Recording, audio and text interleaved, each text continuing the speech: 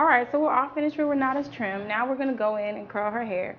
So what I'm going to do is go in and give Renata a lot of body and just like some fun, flirty curls using my flat iron. That's my tool of choice, basically because even though I have a plethora of irons and tools to use, I like to be able to get the job done with one.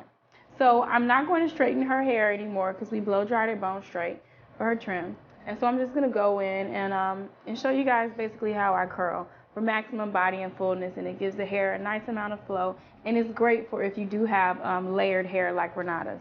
So let's get started. My tool of choice today is my FHI iron. This is my baby. I've been using FHI since I started my career, and I love it. It's a ceramic iron. It gets up to about 450. It definitely is great for a good shine and nice hold. I prefer this particular barrel because when it's closed, it's more of a round shape, so it's going to help give your curls that roundness that you want. So I'm going to start and just put a little bit of serum all throughout Renata's hair. I try not to use very much product on the hair because I like to keep it nice and light, and it helps the hair flow and it lasts a lot longer with minimal product. But I also want something that's going to help protect her hair from the heat, which is why I like Bang to Tear, and then it also helps with reverting. It helps the hair stay and last a little bit longer.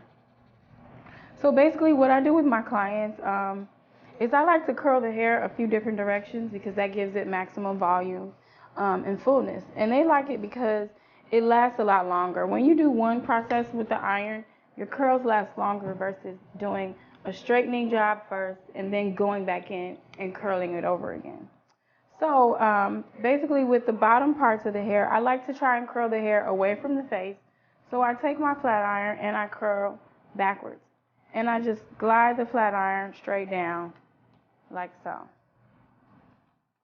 So I'm going to go section by section. I'm going to do a few of the ones around her face going backwards. And then I'll rotate my iron and go in a different direction. So now I'm curling the hair under, just straight under, a little bit of a flick of the wrist, and then I let the curl sit. I'm doing that because I want to give her a lot of volume around her face, and I don't want to give her like the 70s Farrah Fawcett look where the flipped curls start in front of the face. I want it to be a little bit more relaxed, not so intentional.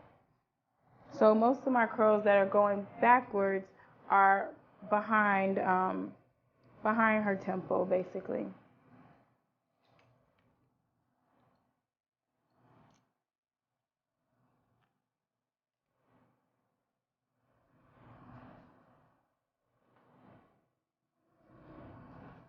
So I start my curl right at the base and I turn the iron as soon as it goes onto the root of the hair. That's what gives it the fullness and the volume.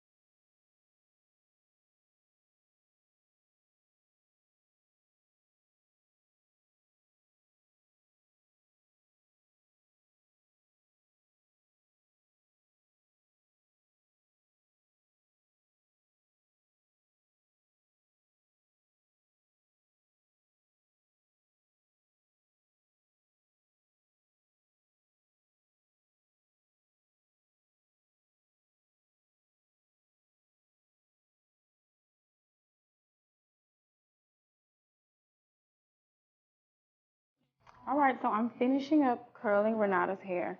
A few things I wanted to point out was number one, when you curl, don't touch the curls until they cool off because it's harder to put texture into the hair than it is to take it out.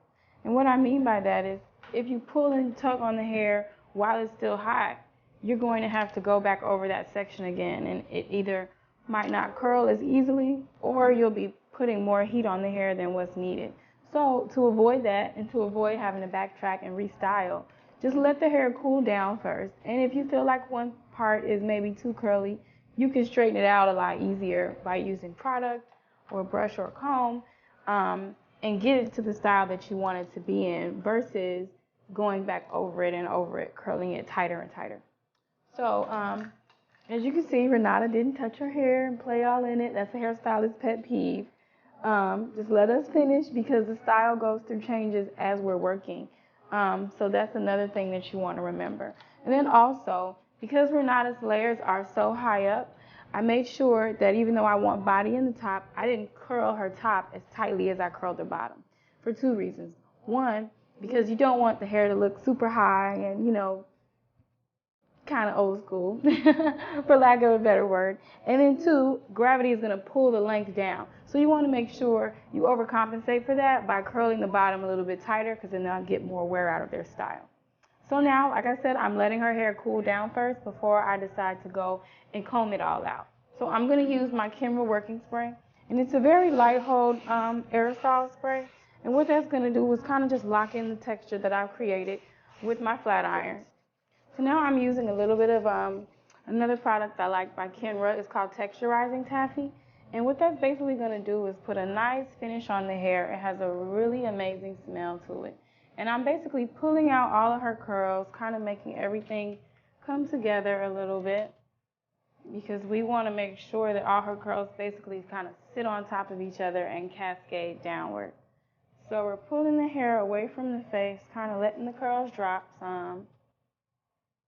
Just feeling through it. Bring your curls to life. Don't just curl them and let them sit there unless they're going out later and they can do it themselves.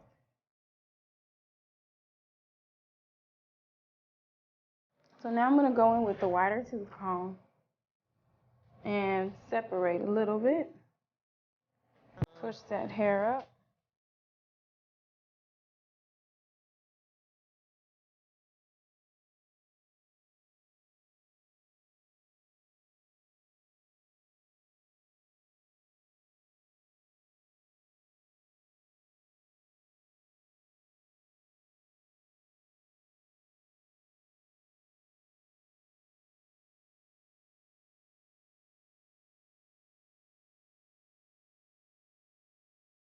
There it is. Nice texture, flowing hair, nice curls. They'll last you probably all week. You're good to go.